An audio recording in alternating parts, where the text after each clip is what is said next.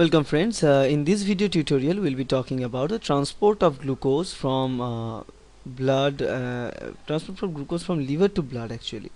Now here we can see that inside this is the liver cell and this is the endoplasmic reticulum or ER lumen. So it's written it is the ER lumen of the endoplasmic reticulum cell, and this is the cytosol of that same cell, and this is the bloodstream. And what we need the presence of glucose in the bloodstream in those situations, because we need to carry this glucose up to the brain, because there is a brain, and brain is really the most important organ of all, because brain cannot live without this glucose. So we need to supply glucose to the brain. For the supplement of this glucose to the brain, we must carry this glucose into the bloodstream.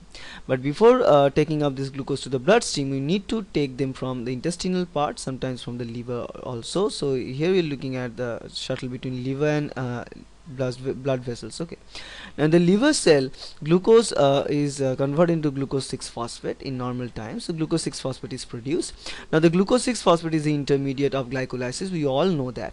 Now when we are having a very fewer amount of glucose, in those situations we cannot produce energy with that glucose. We must utilize this glucose to feed our brain, because if brain start to fall off, then we must shut down, right? For that situations, in those situations when we have very less amount of glucose in the bloodstream, so less amount of glucose in the bloodstream, and as a result we are having very starved situations. In those situations, two things must be done. One thing is that whatever we are having, the glucose intermediates like glucose 6-phosphate and glucose 1,6-bisphosphate and whatever we are having, we just take out glucose from it. We just cleave those intermediates and produce glucose from it and supply the glucose into the bloodstream for the brain. And the second thing is that we are having the storage of glucose as glycogen sometimes, and in the adipose tissues as a triacylglycerol. Now we break down all those storage and take up glucose and finally serve those glucose into the bloodstream for the brain. So these are the two different pathways. Now whatever we are looking at here is the first pathway, which I have just discussed. So we are having glucose 6-phosphate inside the cytosol, which is the intermediate of glycolysis. Now this glucose 6-phosphate can easily be transported inside the ER lumen. And why they are transported inside the ER lumen? Because inside the ER lumen or in the ER membrane or endoplasmic reticulum membrane, there is an enzyme which is embedded, which is called the glucose 6-phosphatase. Now this enzyme glucose 6-phosphatase is a very important one, because this phosphatase enzyme can cleave out phosphate from glucose. So it can drag phosphate out of glucose 6-phosphate and it will generate glucose and phosphate individually. So that's why glucose 6-phosphatase is really important, and as it is present only in the endoplasmic reticulum membrane, that's why the glucose 6-phosphate must enter inside the endoplasmic reticulum lumen for establishing this particular task.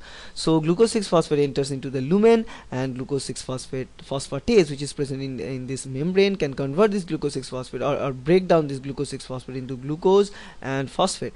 Now it also have two different carrier of glucose and phosphate. So glucose carrier can take glucose from the lumen and back to the cytosol, and phosphate carrier can take a phosphate into the cytosol.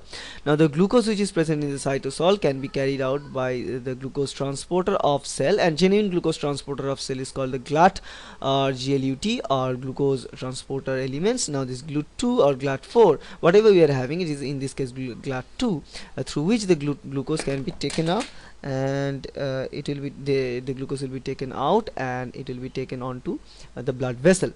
Inside the blood vessel, the blood glucose concentration is then getting higher in this case. So whatever in previous times are getting lower, it's now getting higher. The blood glucose level is higher, and this glucose can be taken out to the blood through the blood vessels. It will be taken up to the brain and serve the brain. So that is how the glucose concentration is maintained in very amateur level.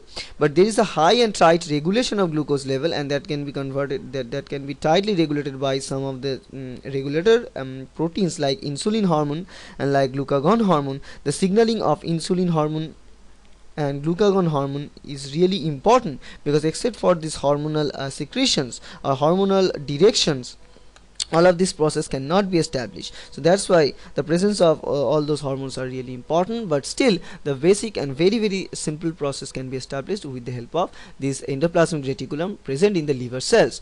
Now in case of the glucose shuttle between the intestinal tract and blood vessels are different, and little bit different than this transport between the liver cell and that. Okay, so again the most important part here is this region, which is the ER lumen and ER membrane protein glucose 6 phosphatase, which is just dividing or breaking down glucose 6 phosphate into glucose and phosphate.